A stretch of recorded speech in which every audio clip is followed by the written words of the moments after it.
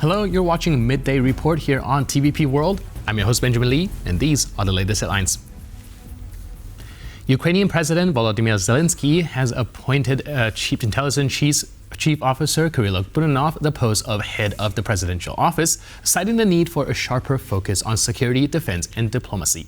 We're going live to our Kyiv correspondent, Oz Chatterjee, for more. Oz, what is the significance of this appointment? Well, Kyrylo Budanov, 39 years old, has been the head of Ukraine's HUR intelligence agency since 2020. He is a household name in Ukraine, a very popular figure, down to the success that the HUR has had in its campaign against Russian forces, particularly those naval drone strikes, those strikes you've seen in the Black Sea region targeting Russia's Black Sea fleet. That has been down to Kyrylo Budanov's HUR. So quite a popular figure, and this announcement will probably be received quite warmly by the Ukrainian people.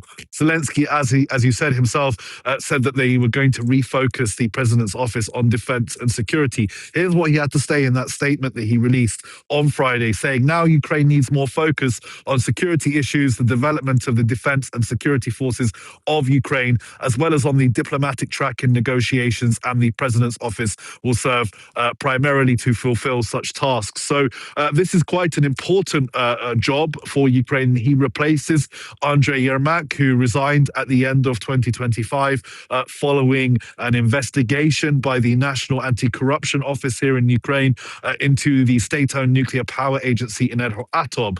So Yermak, who was a very powerful and influential figure behind the scenes in Zelensky's office, stepping down from his role in 2025. So this appointment of Budanov is going to be warmly received here by people, at a time when Zelensky's been under increasing domestic pressure. The question is, what now happens to the intelligence agency, the HUR, who steps up to fulfill the role that will be vacated by Budanov accepting this job in Zelensky's office? But certainly something that I think the majority of Ukrainians here who have a positive opinion of Budanov will see this as a positive development and a positive appointment in Zelensky's office, Benjamin.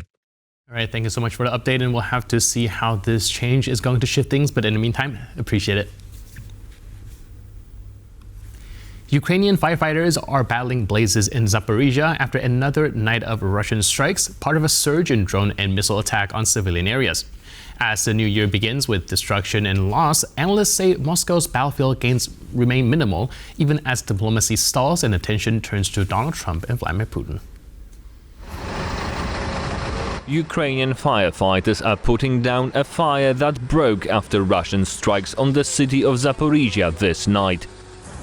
Civilian infrastructure and dwellings were again a target of Russian barrage.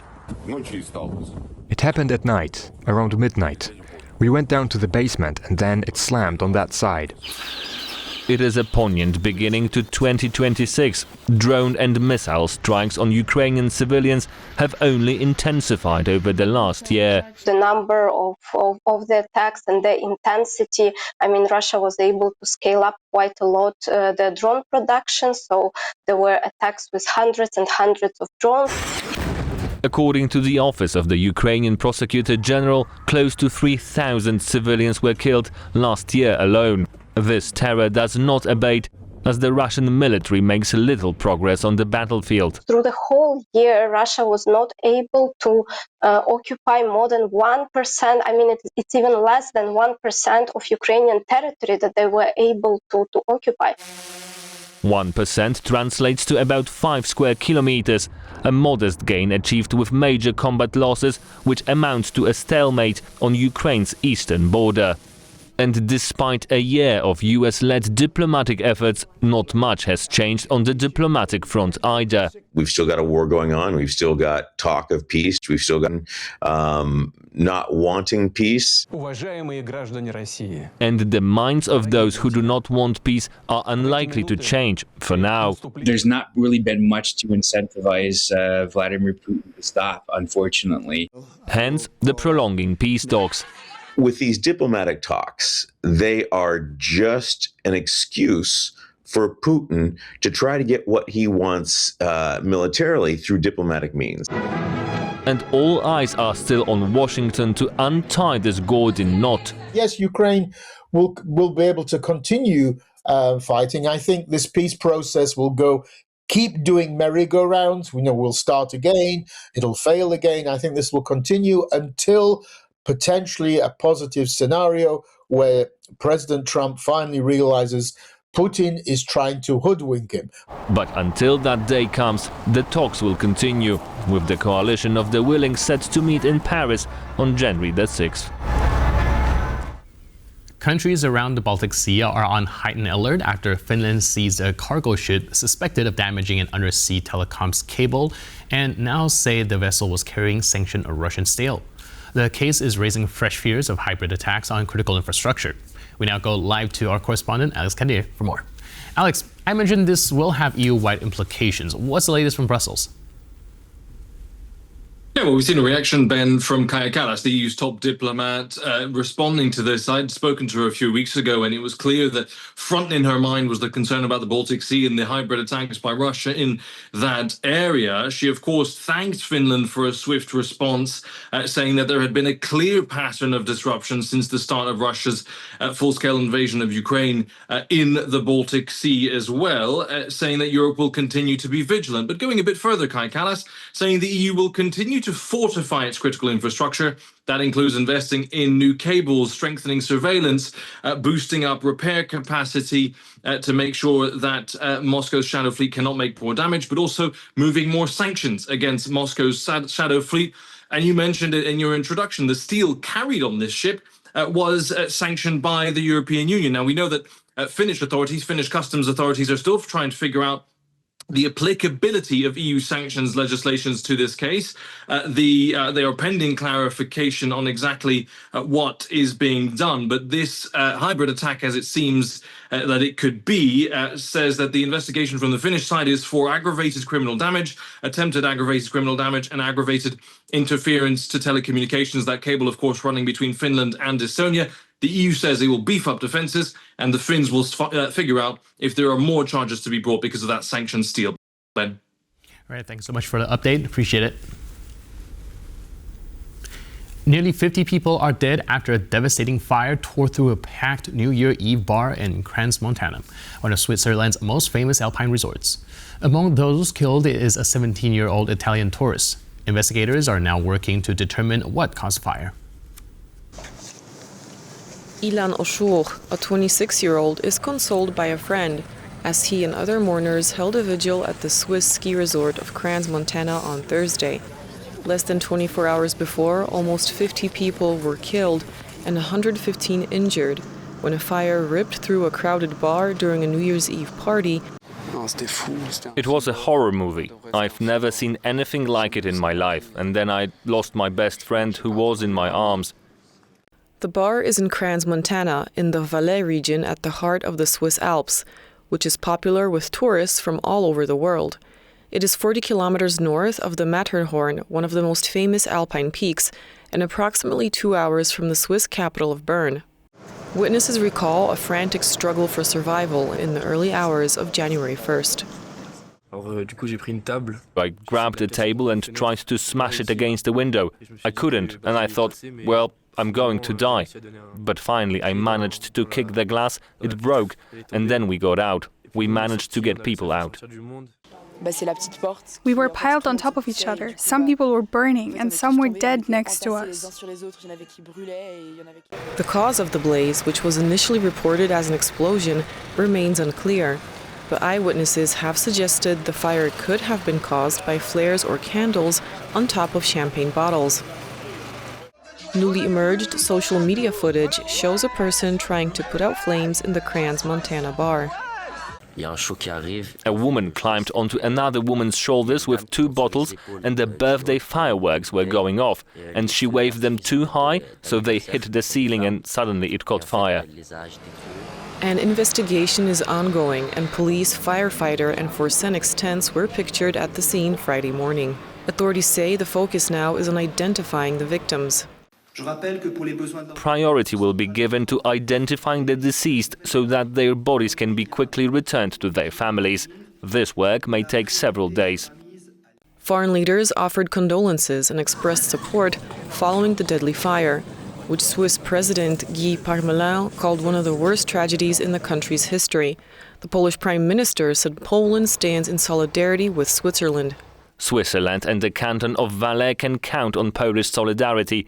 At Switzerland's request, we are ready to provide specialist medical care for 14 of the injured in Polish hospitals. We express our condolences to the people of Switzerland, to Guy Parmelin, and to all those who have lost their family members and loved ones, and we wish a swift recovery to everyone who was injured. France is welcoming the injured in its hospitals and stands ready to provide any assistance. As the investigation continues, Switzerland mourns the victims of one of the deadliest disasters in its recent history, while families wait for answers. Protests over rising living costs are escalating across Iran, with at least 7 people reported killed as demonstrations turned violent. The unrest began in Tehran and has spread nationwide as Washington warns Tehran against using force on protesters. The nationwide protests have escalated into riots. Thursday has been the worst day so far, with at least 5 people killed. The demonstrations began on Sunday with a shopkeepers' protest in Tehran and quickly spread to the rest of the country. Protesters believe that the government has failed to contain a deepening economic crisis. Iranian authorities say these concerns are legitimate and want to hold dialogue with protesters. People are dissatisfied, we are at fault. It is we who must find a way and solve the problem. It is we who must make the effort and find solutions to these problems for them. Iran has previously violently cracked down on similar protests. In 2019, when increased fuel prices drove people into the streets in the Islamic Republic, over 1,000 protesters were killed by law enforcement, according to the US government. Now, American authorities warn Iran not to use force. If Iran shoots and violently kills peaceful protesters, which is their custom, the United States of America will come to their rescue. We are locked and loaded and ready to go. Tehran has faced heavy Western sanctions for years. In December, the Iranian currency, the rial, reached its historic low. Recently, the US imposed new sanctions targeting Iranian drone manufacturers. Iran's Shahed drones have been extensively used by Russia to target Ukraine. Public transport is free for the first days of the new year in Ruse after a technical failure disrupted ticketing systems during Bulgaria's transition to the euro. City officials say passengers were not overcharged and the issue is expected to be fixed by the end of the day. In practice, the currency conversion did not take place. The problem is software related. It was supposed to happen remotely, but it didn't. The moment we identified this technical problem, a decision was issued not to charge the passengers. In any case, not a single passenger was charged a higher amount, despite the technical problem with these receipts. This is a problem occurring not only in our company, but in all companies using this supplier of cash registers. The correction will be made manually today by 6 p.m. so that transport documents are issued correctly.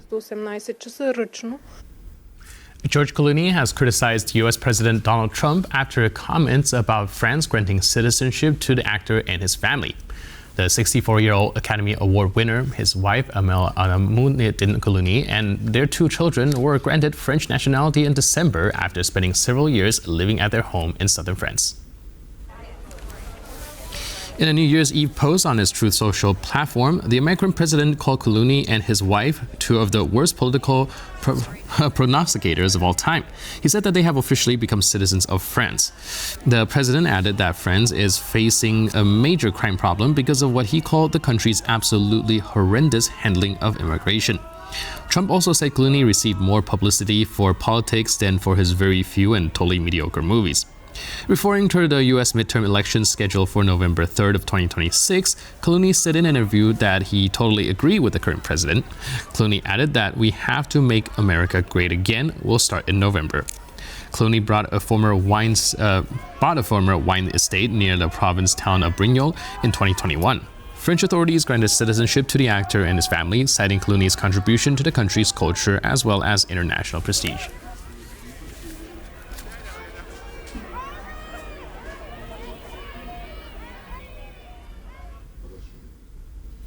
And with that, we conclude this edition of our Midday Report. But for more news, update, and commentary, please stay tuned. to TVP World.